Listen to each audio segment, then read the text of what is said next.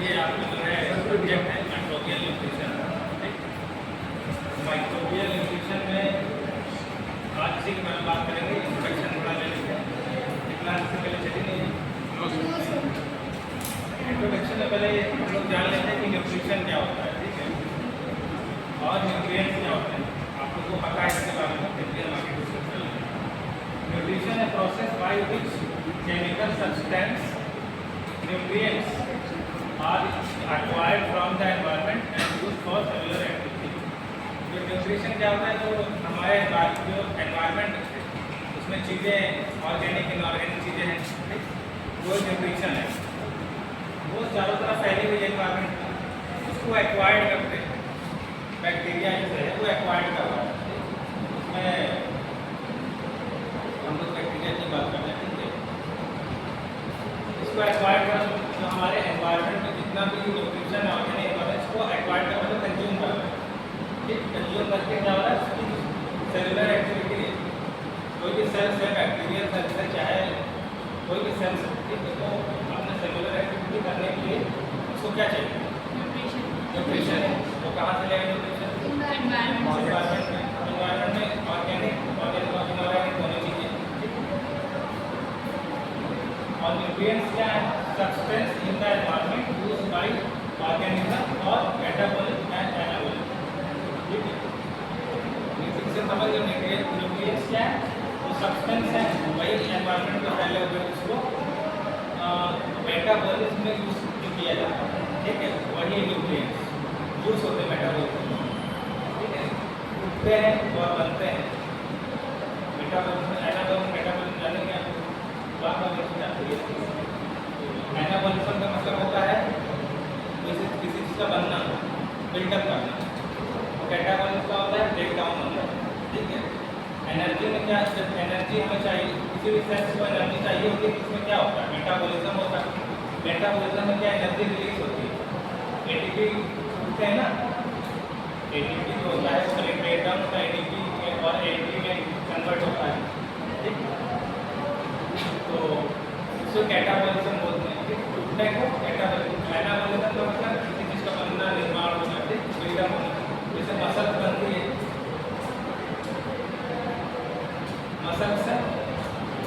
Muscles gym करते हैं, ठीक, मसल्स बनती है ना। मसल्स कैसे बनती है, हमारी बॉडी में क्या प्रोसेस हो रहा है, एनाबॉलिज्म का प्रोसेस हो रहा है। ठीक,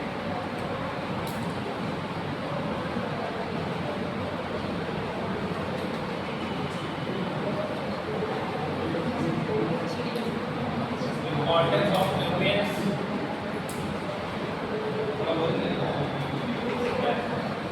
इम्पोर्टेंस ऑफ न्यूट्रिएंट्स। न्यूट्रिएंट्स की खास जरूरत क्यों है, nutrients are necessary for microbial growth और play a vital role in the proper cultivation of microorganism in the laboratory and for proper growth in the natural environment. जो microbes है हमारे, क्या हो गया, जो माइक्रोब्स है, माइक्रोब्स हमारे क्या है, माइक्रोब्स क्या होता है, माइक्रोब्स क्या होता है बताओ। Small organism. क्या क्या होता है, स्मॉल बैक्टीरिया, स्मॉल जो है स्मॉल बैक्टीरिया जो आपने एक ऐसे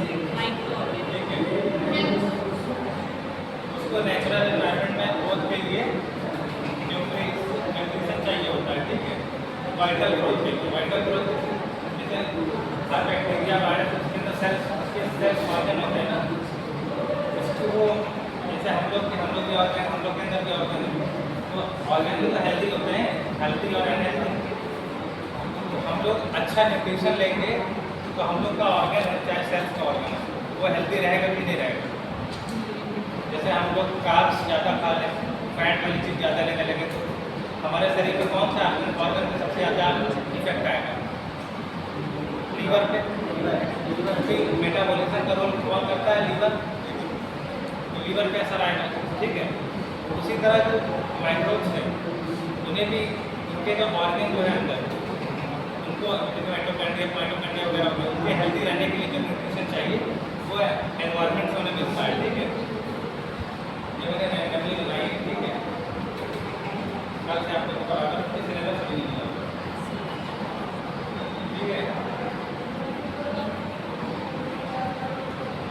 The nutrients used to propagate growth are organism specific based on their cellular and metabolism process. जो nutrients है वो propagate मतलब क्या होता है? Propagation पता है नहीं? Propagate मतलब आगे बढ़ना। तो ग्रोथ को प्रोपोगेट करने के लिए वही लाइन बार बार रिपीट होती है, इसलिए बैक्टीरिया का माइक्रो ऑर्गेनिज्म जो है उसको ग्रोथ आगे प्रोपोगेट होने के लिए उसे चाहिए न्यूट्रिएंट्स, वही बात लिखी है, ठीक है। सेल के अंदर जो मेटाबॉलिज्म होती है उसके लिए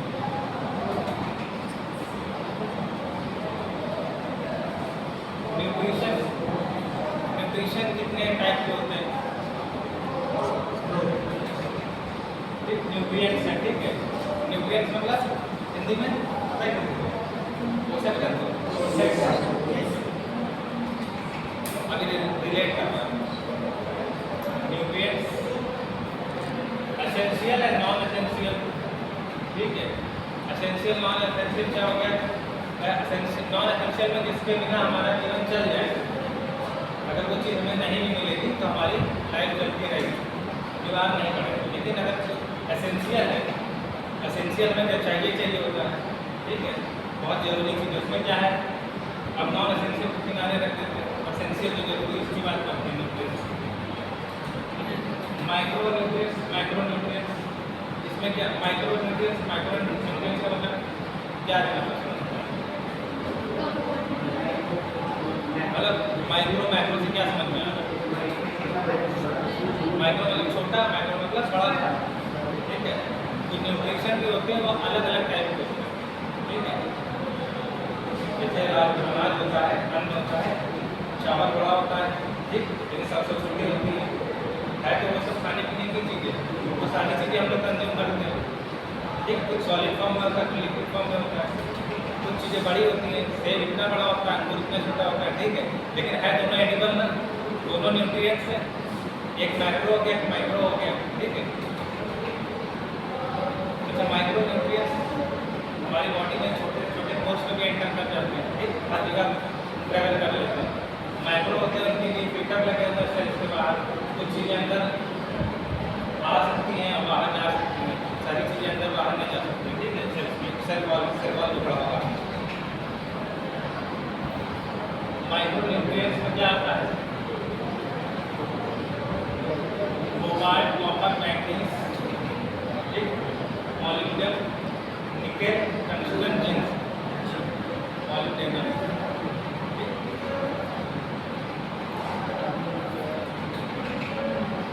ये सब माइक्रो न्यूट्रिएंट्स से हमारी बॉडी इसको जो है माइक्रो ऑर्गेनिज्म की बॉडी, ठीक है, वो इसको यूज करती है अपने एनर्जी के लिए, ठीक, एनर्जी के लिए, प्रॉपर सेल फंक्शनिंग के लिए, सेलुलर मेटाबॉलिज्म के लिए, ये सारी चीज़ें उसे चाहिए, ये माइक्रो न्यूट्रिएंट्स हैं।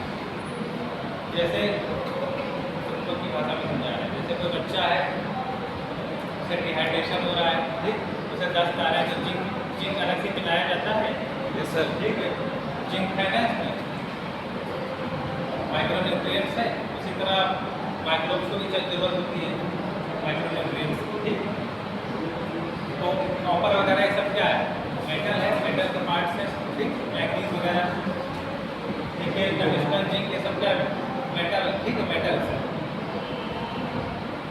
अब इनका आगे फंक्शन भी लिखा है, इससे हमारे जो माइक्रो ऑर्गेनिज्म है उसको क्या किस चीज़ में हेल्प होती है? कोबाल्ट से विटामिन B12 बनता है, ठीक है, तो उससे B12 की फॉर्मेशन में हेल्प होती है माइक्रो ऑर्गेनिज्म को, ठीक। कॉपर से रेस्पिरेशन में और फोटोसिंथेसिस में हेल्प हो जाती है, और मैंगनीज से ये एंजाइम एक्टिवेटर है,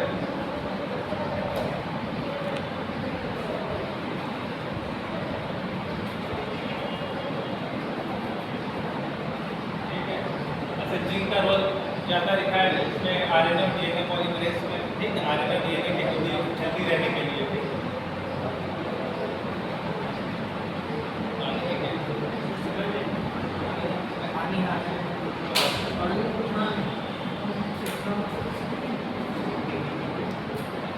आगे बैठे तो समझ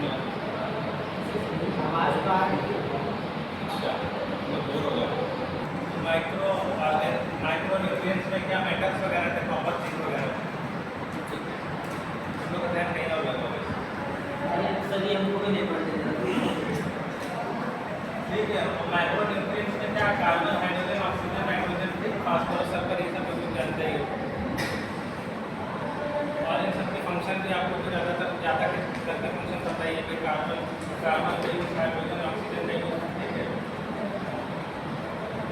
एरो ऑक्सीजन का यूज तो एरोबिक रेस्पिरेशन में होता है जहाँ जहाँ एरोबिक रेस्पिरेशन में वहाँ ऑक्सीजन की जरूरत पड़ेगी क्योंकि जहाँ ऑक्सीजन है वो एरोबिक जहाँ नहीं है एनारोबिक ठीक हाइड्रोजन क्या है पानी किससे बना है हाइड्रोजन से मिलकर बना है ठीक H2O तो उसमें हाइड्रोजन कंटेंट है बहुत से ऐसे न्यूट्रिशन है जिसमें हाइड्रोजन इन्वॉल्व है केमिकल केमिस्ट्री में पढ़ा होगा ना बॉन्ड बनाता है C के साथ H ठीक O के साथ H तो हाइड्रोजन ने यूज कर दिया वाटर सेलुलर वाटर में ऑर्गेनिक से मटेरियल भी हाइड्रोजन से मिलकर बने होते बहुत से प्रोटीन न्यूक्लिक एसिड को एंजाइम है तो इससे मिलकर बने होते हैं नाइट्रोजन से ठीक है एंजाइम न्यूक्लिक एसिड और प्रोटीन वगैरह नाइट्रोजन से मिलकर बने होते हैं और फास्फोरस भी यही चीज़ें फास्फोरस और नाइट्रोजन दोनों में होता है ठीक है सल्फर हेल्प करता है एंजाइम एंजाइमेटिक रिएक्शन में ठीक एंजाइम क्या करता है सेलुलर फंक्शन को इंक्रीज करता है ना उसके फंक्शन को बड़ा मेटाबॉलिज्म को इंक्रीज करता है ना तो एंजाइम्स को हेल्प मिलती है सल्फर से सल्फर क्या उसके लिए न्यूट्रिशन है माइक्रोब्स के लिए माइक्रो ऑर्गेनिज्म के लिए सल्फर क्या है न्यूट्रिशन है जो माइक्रो ऑर्गेनिज्म है इसके अंदर क्या है वो एंजाइम्स है तो एंजाइम्स का फंक्शन करेंगे सेलुलर मेटाबॉलिज्म के लिए जब उन्हें सल्फर प्रॉपर मात्रा में मिलेगा ठीक सबका अलग अलग रोल है वो माइक्रो था और ये मैक्रो ये साइज में बड़ा है इसीलिए मैक्रो है ठीक है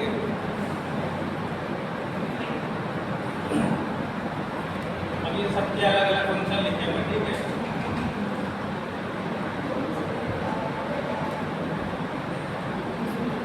अब हाइड्रोजन कहाँ से मिलता है माइक्रो ऑर्गेनिज्म को वाटर से सॉल्ट से और गैसों से ठीक वाटर से मिलता है H2O होता है उसमें हाइड्रोजन मिलता है कि नहीं कुछ सॉल्ट्स होते हैं ठीक उसमें भी हाइड्रोजन होता है गैसेस होती हैं ठीक कुछ गैसें जो हाइड्रोजन से मिलकर बनी होती है तो गैसों से मिल जाता है फैक्ट्री जैसे कोई माइक्रो ऑर्गेनिज्म है वो हवा से भी अपना न्यूट्रिशन ले रहा है धूप से भी ले रहा है पानी से भी ले रहा है मिट्टी से भी ले रहा है अपना न्यूट्रिशन सब जगह से ले रहा है ना जैसे कुछ जिंक वगैरह से वहाँ सॉइल से मिल जा रहा है मिट्टी से ठीक हाइड्रोजन जो गैसेस वगैरह हैं हाइड्रोजन नाइट्रोजन से कहाँ से मिल जाता है मिट्टी से भी मिल जा रहा है और हवा से भी मिल जा रहा है गैसों से मिल जा रहा है ठीक नाइट्रोजन तो गैस ही है ना हाइड्रोजन क्यों जरूरी है माइक्रो ऑर्गेनिज्म के अंदर जो माइक्रोब्स होते हैं उसके अंदर का pH लेवल मेंटेन करने के लिए pH लेवल बढ़ जाएगा तो माइक्रोब्स मर जाएगा ठीक है जैसे हम लोग की बॉडी के अंदर का pH लेवल बढ़ जाएगा ठीक है क्या होगा बीमारियाँ होंगी ना अंदर pH लेवल इंक्रीज होने से एसिडोसिस हो जाता है जैसे आपने सुना होगा रेस्पिरेटरी एसिडोसिस ठीक है सांस लेने में आप ऐसी गैसें जो हमें नहीं लेनी चाहिए वो ज़्यादा होगी वो हमारे ब्लड में जा रही है तो रेस्पिरेटरी एसिडोसिस हो गया ठीक है ब्लड का pH लेवल बढ़ गया ठीक है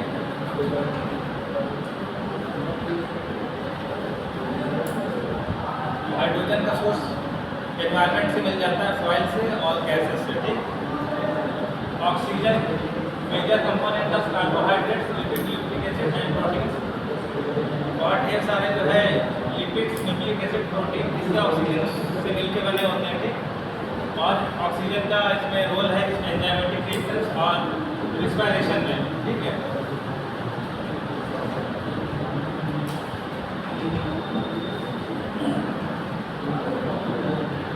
नाइट्रोजन का भी यूज है नाइट्रोजन का आरएनए और डीएनए में यूज होता है धीरे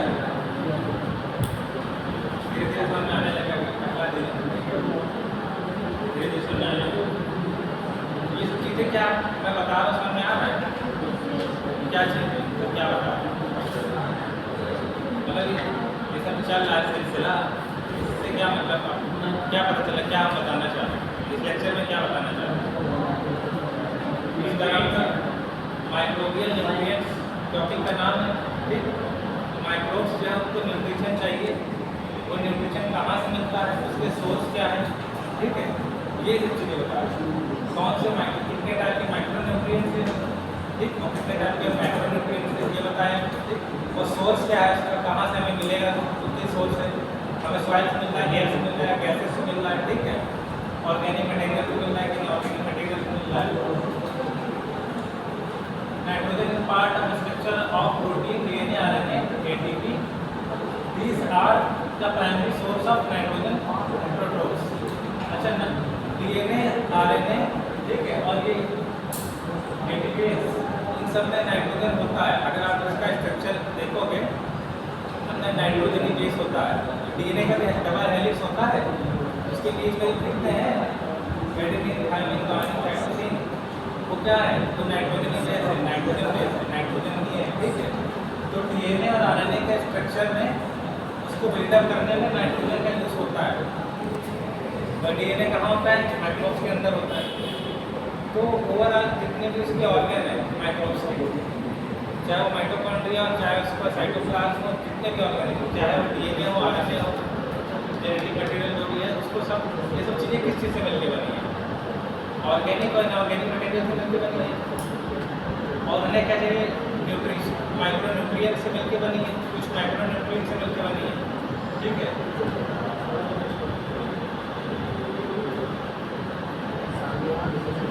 सब bacteria and algae use inorganic and nitrogen source और इनऑर्गेनिक। कुछ तो नाइट्रोजन, प्लेन नाइट्रोजन यूज करते हैं अपने मेटाबॉलिज्म के लिए, ठीक, अपने न्यूट्रिशन के लिए। कुछ तो क्या होता है, ऑक्सीजन के साथ मिलकर NO3, NO2 और NH3 बन के मिलता है, इससे भी न्यूट्रिशन मिलता है, ठीक है। Sulfur is found in living organism in the form of compounds such as amino acid, coenzyme and vitamins. अच्छा, सल्फर हम लोग की, जैसे हम लोग का बॉडी, वो भी सल्फर इसमें है ना। जैसे कोई एनिमल है, वो डेड हुआ, ठीक है, अब एक एग्जांपल देखो, कोई एनिमल है, उसके अंदर सल्फर है कि नहीं है, कहाँ पर है सल्फर, बॉडी में कहाँ पर सल्फर है, बोन्स में। बोन्स किस चीज़ से मिलकर बनते हैं, फास्फोरस, सल्फर, ठीक है, फास्फोरस और सल्फर से। अब कोई डेड बॉडी है या किसी एनिमल की बॉडी को जमीन में पड़ी पड़ी खराब हो रही है, ठीक है, डिग्रेड हो रही है। तो डिग्रेड कैसे हो रही है, एक जो एनिमल वो डेड हो गया, तो पड़ा रहता है, आपने देखा है, बड़े बड़े डिग्रेड होने लगता है, जलने लगता है, सड़ने लगता है, कैसे होता है, माइक्रोब्स तो खाते हैं ना, तो वो न्यूट्रिशन ही तो ले रहे हैं। और न्यूट्रिशन के रूप में क्या ले रहे हैं, न्यूट्रिशन में क्या ले रहे हैं, हम लोग जैसे खाना खाते हैं तो कार्बोहाइड्रेट लेते हैं, आलू खाते हैं, चावल खाते हैं, कार्बोहाइड्रेट मिलता है, हरी सब्जियाँ खाते हैं, विटामिन मिलता है, ठीक, पालक खा रहे हैं, आयरन मिलता है, ठीक है। उन्हें क्या मिलता है, उन्हें भी ऑर्गेनिक और इनऑर्गेनिक, हमारा बॉडी भी ऑर्गेनिक इनऑर्गेनिक से मिलकर बना है, ठीक। उन्हें भी वो चीज़ें जो बॉडी में है, वही चीज़ें माइक्रोब्स को जो जरूरत, जिसको जो ज़रूरत है, जैसे किसी माइक्रो ऑर्गेनिज्म को ज़रूरत है सल्फर की, तो सल्फर पिक कर ले रहा है, किसी को फास्फोरस की ज़रूरत है, वो पिक कर ले रहा है, ठीक है।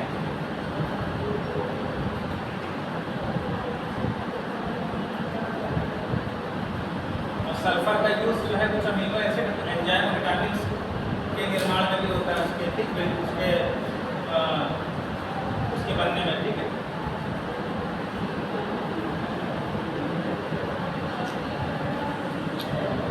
Constituents of nucleic acid, sugar, phosphate and phosphatase, ठीक है, हम लोग समझ में नहीं आएगा, रैंडमली ने बनाया था पीपीटी, ठीक है। Classification of micro organism on the basis of nutrition type. तो माइक्रो ऑर्गेनिज्म ये अलग अलग डिवाइड किए गए हैं, अलग अलग बेस पे, उनके खाना खाने के तरीके पे, किस तरह का फूड कौन ले रहा है, उस हिसाब से उसकी बेसिस पे हम लोग ने माइक्रो ऑर्गेनिज्म को अलग अलग भागों काट। जैसे आपने बैक्टीरिया कभी पढ़ा होगा कि ग्राम पॉजिटिव, ग्राम नेगेटिव, वो क्या था, वो भी एक टाइप था, वो स्टेनिंग का टाइम होता है, मतलब बैक्टीरिया को स्टेन किया तो उसके अकॉर्डिंग उसका टाइम अलग है, फूड के हिसाब से उसका टाइम अलग है।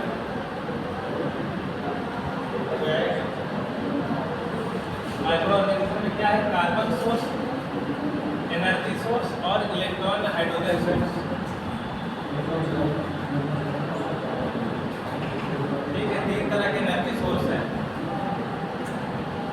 कार्बन सोर्स से अपना एनर्जी लेते हैं, ठीक है, और कुछ इलेक्ट्रॉन हाइड्रोजन से अपना अब ये जो माइक्रो ऑर्गेनिज्म है वो आउटोट्रॉफ है, हेटेरोट्रॉफ है, इसके बारे में पढ़ेंगे। फोटोट्रॉफ है, कीमोट्रॉफ है, कीमोट्रॉफ है और एनोट्रॉफ है, ठीक है। अब जैसे फोटोट्रॉफ आपको पता है, जो सनलाइट से अपना फोटोग्राफ अपना बना अपने न्यूट्रिशन ले रहे हैं, ठीक है। कीमोट्रॉफ क्या केमिकल हो गया, किसी तरह के केमिकल से अपना बिल्डअप कर रहे हैं, ठीक, अपना न्यूट्रिशन इनटेक कर रहे हैं। आउटोट्रॉफ क्या है, जो अपना भोजन खुद बना लेते हैं, ठीक है। कितना टाइम लेक्चर का टाइम सुनेंगे? 4:38 हुआ, ठीक है। आउटोट्रॉफ्स हैं, autotrophs can rely on carbon dioxide as a carbon source in reducing or fixing it in organic form carbon into the organic molecule. Although autotrophs are organisms that can produce their own food using materials from inorganic source. अभी इसका micro organism का नाम लिखा हुआ है, ठीक है, जो अपना फूड खुद बना लेते हैं, ठीक। ये बताइए आपको फोटोसिंथेसिस वही चीज़ है, फोटोसिंथेसिस आप लोग तो पढ़ चुके हैं।